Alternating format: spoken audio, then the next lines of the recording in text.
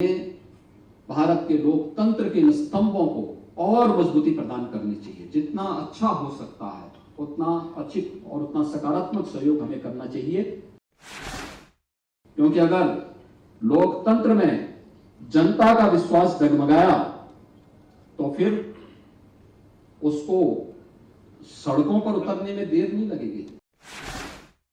उन जुड़े हुए उन सभी समस्याओं के समाधान का हो। हम उन लोगों से कहते हैं, देखो लोकतंत्र में हमें डायलॉग के महत्व को समझना होगा। अब उन तक किसी भी माध्यम से हमारे पास वो बात पहुंचती है तो उसका हम सकारात्मक रूप से उसका समाधान निकालेंगे और उसको हम समाधान तक पहुंचाएंगे, क्योंकि सरकार के पास पहुंचने का मतलब फिर समस्या नहीं रहनी चाहिए और समाधान में बदलनी चाहिए और समाधान का रास्ता हमें हर हाल में निकालना। क्योंकि मेरे पास जब भी न्यायिक क्षेत्र से जुड़े हुए कोई भी इस प्रकार के प्रस्ताव आते हैं, हम अपने अधिकारियों से भी कहते हैं कि देखो एक कॉमन मैन का विश्वास न्यायिक जगत से बना है, हमें उस विश्वास को बरकरार रखने में अपना योगदान देना चाहिए।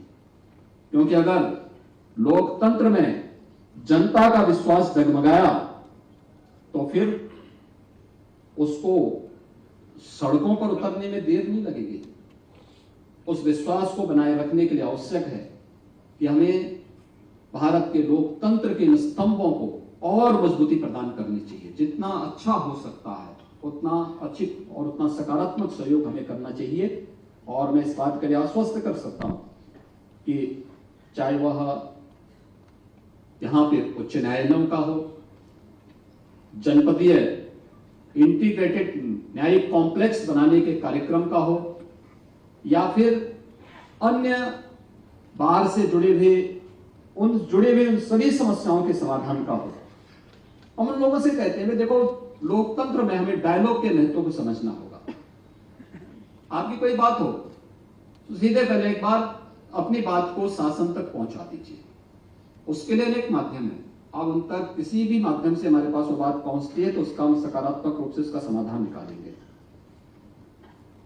और उसको हम समाधान तक पहुंचाएंगे, क्योंकि सरकार के पास पहुंचने का मतलब फिर समस्या नहीं रहनी चाहिए और समाधान में बदलनी चाहिए और समाधान का रास्ता हमें हर हाल में निकालना और समाधान के उस मार्ग को निकालने के लिए सरकार जब आगे बढ़ती है तो अवश्य उसका कोई निष्कर्ष भी अवश्य निकलता है। और मुझे प्रसन्नता है कि आज उत्तर प्रदेश उस दिशा में आगे बढ़ा है। आज उत्तर प्रदेश देश की एक बड़ी अर्थव्यवस्था के रूप में आगे बढ़ा है। हमने आदरणीय प्रधानमंत्री जी के मार्गदर्शन में, उनके नेतृत्व में विगत 6-7 वर्षों में उत्तर प्रदेश के अंदर सुशासन को स्थापित करने में कुछ सफलता प्राप्त की। सुशासन की पहली शर्त है रूल ऑफ लॉ,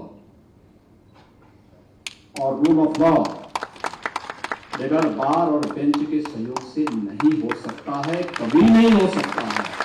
और मैं इस बात के लिए उत्तर प्रदेश के बार को भी और बेंच को भी इस बात के लिए हृदय से धन्यवाद भी दूंगा, उनका आभार भी व्यक्त करूंगा। उत्तर प्रदेश के सुशासन के इस मॉडल को स्थापित करने के लिए उनका सकारात्मक सहयोग प्रदेश को हमेशा प्राप्त हुआ है। उसी का परिणाम है कि आज उत्तर प्रदेश कुछ नया करने की दिशा में अग्रसर हुआ है। मैं इस बात के लिए आश्वस्त कर सकता हूं, न केवल doctor Rajendra Prasad national law university के इंफ्रास्ट्रक्चर के लिए, बल्कि मैंने पहले भी कहा कि सुशासन की पहली शर्त वह रूल ऑफ लॉ है, और यह तभी संभव हो सकता है जब उनके पास अच्छा इंफ्रास्ट्रक्चर हो।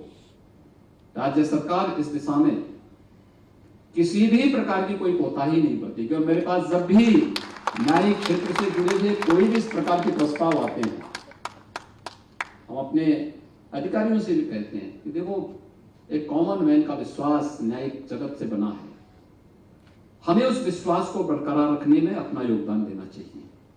क्योंकि अगर लोकतंत्र में जनता का विश्वास डगमगाया तो फिर उसको सड़कों पर उतरने में देर नहीं लगेगी। उस विश्वास को बनाए रखने के लिए आवश्यक है कि हमें भारत के लोकतंत्र के इन स्तंभों को और मजबूती प्रदान करनी चाहिए। जितना अच्छा हो सकता है उतना अच्छी और उतना सकारात्मक सहयोग हमें करना चाहिए।